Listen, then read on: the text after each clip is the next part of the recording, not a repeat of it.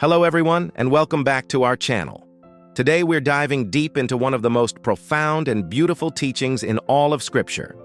The Sermon on the Mount, specifically the opening section known as the Beatitudes. These words, spoken by Jesus himself, are more than just a list of virtues. They are a revolutionary blueprint for a life filled with true, lasting happiness and divine blessing. Let's set the scene. Imagine a vast crowd, a multitude of people from all walks of life, gathering at the foot of a mountain. They've heard about this incredible teacher, this man performing miracles and speaking with an authority they've never heard before. Jesus sees them, and instead of being overwhelmed, he is moved with compassion. He climbs the mountain, sits down, the traditional posture of a rabbi ready to deliver a significant teaching, and his closest followers,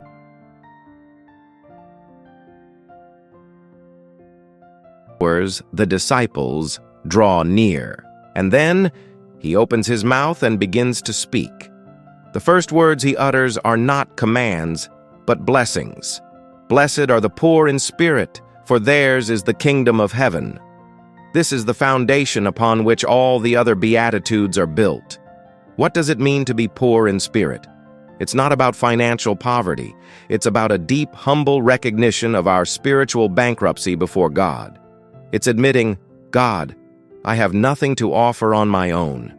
I am completely dependent on you. This isn't a state of weakness. It's a position of incredible strength.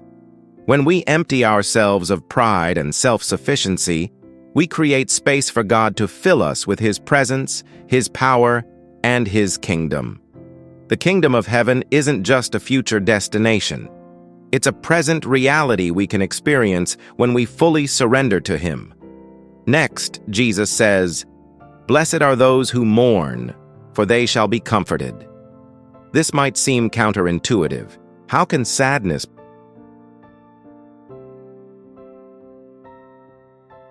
be a blessing? This isn't talking about mourning the loss of a football game. It's a deep, godly sorrow. It can be sorrow over our own sin, realizing how it separates us from God. It can also be a profound grief over the brokenness and suffering we see in the world. When we allow our hearts to break for the things that break God's heart, we open ourselves up to a unique kind of divine comfort. He doesn't just pat us on the back and say, there. He enters into our sorrow, wraps his arms around us, and provides a comfort so deep and real it surpasses all understanding. This comfort isn't the absence of pain, but the presence of God in the midst of it. Then we hear, "Blessed are the meek, for they shall inherit the earth."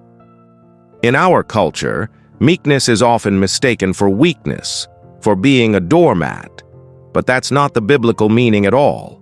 The Greek word for meek, praus, describes a powerful animal, like a war horse, that has been trained and brought under control. It's strength under control. A meek person isn't someone without power. They are someone who has their power, their rights, their passions, submitted to the will of God.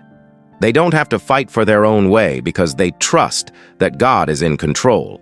And the promise is astonishing. They will inherit the earth.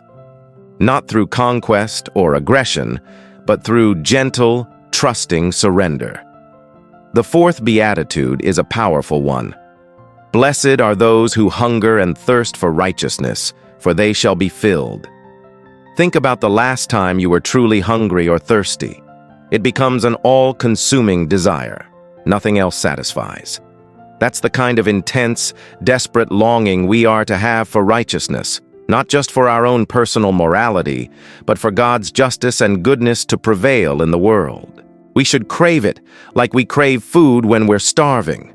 The promise? We will be filled. We will be satisfied.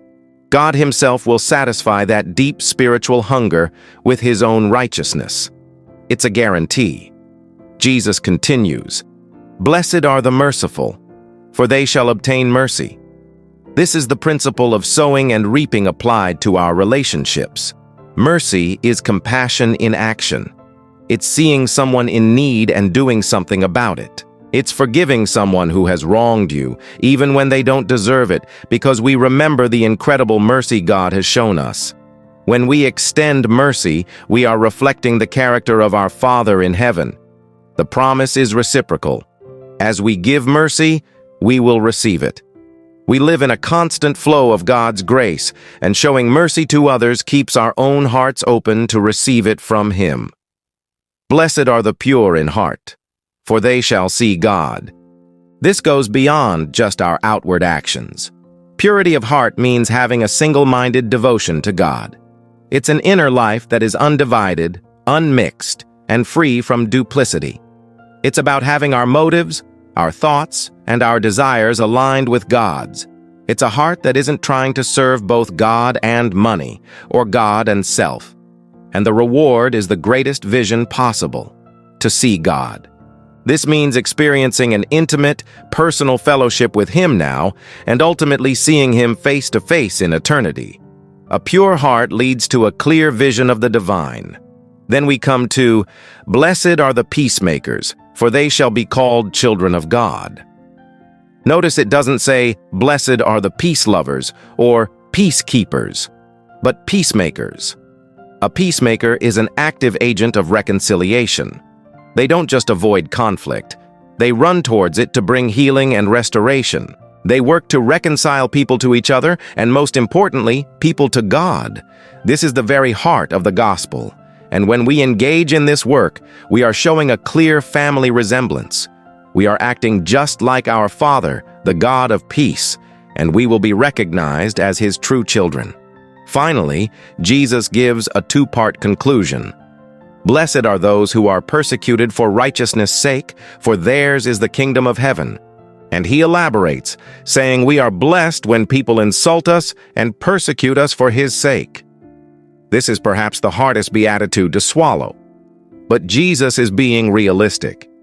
If you live out the previous 7 beatitudes, if you're meek, merciful, and a peacemaker in a world that values pride, selfishness, and conflict, you will face opposition.